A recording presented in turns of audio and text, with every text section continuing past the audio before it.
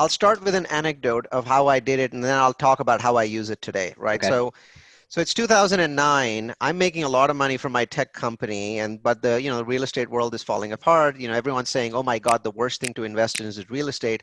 And I'm a data scientist. I'm a math guy. I'm a numbers guy, and I'm looking at the numbers and I'm saying, "But these numbers look so much better than they did 2 years ago. How could you Hmm. possibly say it's the worst time to invest? It seems like all the time that you guys were investing the last 3 or 4 years, those were bad times. This now seems like a good time." But nobody wanted to listen to me. My family threatened to basically stop talking to me if I invested in real estate. And I just didn't listen to anybody. So I said, you know what? I'm going to prove you guys wrong. The math is completely against you. Instead of buying one rental home, I'm going to buy 10. I'm going to buy Okay. 10 rental homes, and I'm going to buy them in the same place, but I'm going to use mathematics, and I'm going to show you how I'm going to use math. And so it became like a stubborn thing for me where I was basically up against my family who was just saying, no, no, no, don't invest in real estate. And I have a clan, not a family, like 42 people. Right? So what I do is I go to this guy, Ukrainian hacker, and I basically say, could you please spider the Zillow website for me? So the next Hmm. day he comes back with the whole website. I'm glad that the FBI was knocking down at my door. So he comes back with the whole website in an Excel spreadsheet, and I sort it and I say, what cities in the U.S. dropped the most from peak to trough, right? So Hmm. 2005 peak, 2009 trough, and it turns out it's a Californian city. Yay! So I get in my car the next day and I drive 144 miles to Madera, which is near Fresno, Okay. and I basically drive into the city and I realize why the cities dropped the most. Kaufman and Broad, which is one of the biggest builders in the US, built an entire brand new section of the city. And they basically had all these farm workers using undocumented income buy all these properties. By 2009, all the farm workers had left. Yeah. So the entire section of the city was empty. And so I go to a builder and I say, how much are these worth? He says, well, they're selling for 90,000, but the new cost of construction is 180 to 200K. So I said, so if I wanted to build one today, it would cost me 200K? He said, yes. So I said, but they're brand new. Nobody's ever lived in them. They're $90,000. He said, yeah, there's only one problem, Neil, and you have to solve that problem. There are no renters here at this point of time. All the renters are 22 miles away in Fresno. And I'm like, so if I could figure out how to get renters here, I would be making a lot of money. You'd be like, yeah, you just buy as many as you could, right? So I went to a bank and I put 10 of them under contract. And Hmm. I said, I need more than 30 days. I need more time. But banks those days, they were like, they wanted anybody and anybody to take this stuff off their hands. So I put 10 of these under contract for under $1 million.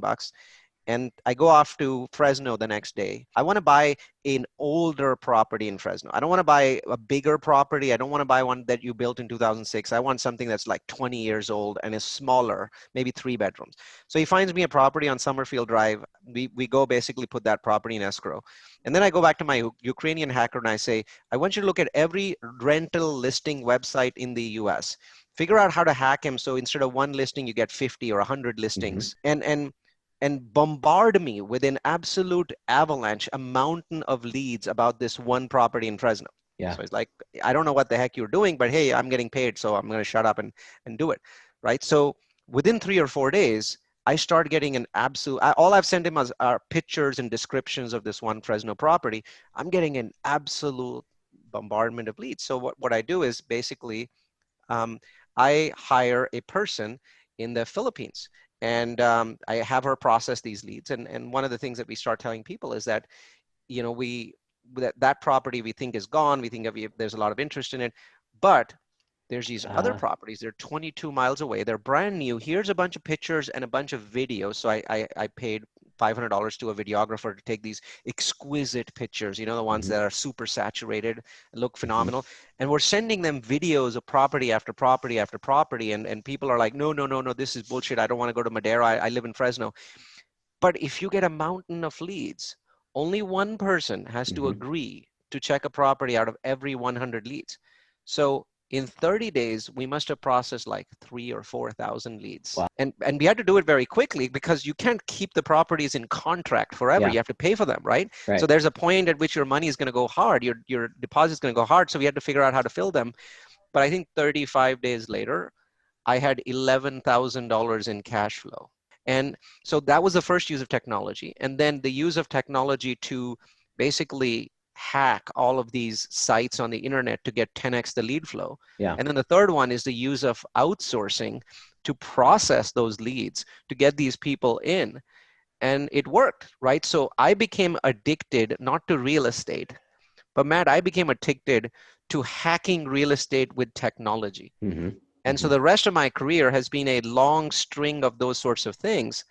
But this is how it all started. And I really didn't use these exact things again, so I can tell you what I did next. But that was it. There was this addiction, this high of saying, I use tech to do things that 10x'd Mm-hmm. my revenue, my potential benefit. Just so you know, I own all of those properties now, and the revenue from them is absolutely phenomenal because I've only got like $50,000 left on all of these properties in terms of my principal, but they're all Yeah. worth $300,000 each, right? And it changed my life. Even though my big fat tech salary was still bigger, all of a sudden I felt free. There's always this fear with tech people that, your boss is going to realize that he can hire three young guns, for the same price that he's paying you and get rid of you and hire those three guys. My boss wasn't like that. He was great, but you always have the fear in the back of your mind, Yeah. right? So you're just killing yourself with the tech job. And when this happened, I stopped killing myself. I Yeah. started saying, if he fires me, you know what? My lifestyle is paid for, right? I'm not making as much money, but it's no big deal, right? Life will go on. Yeah. So, I mean, real estate really saved my soul. No, I love that.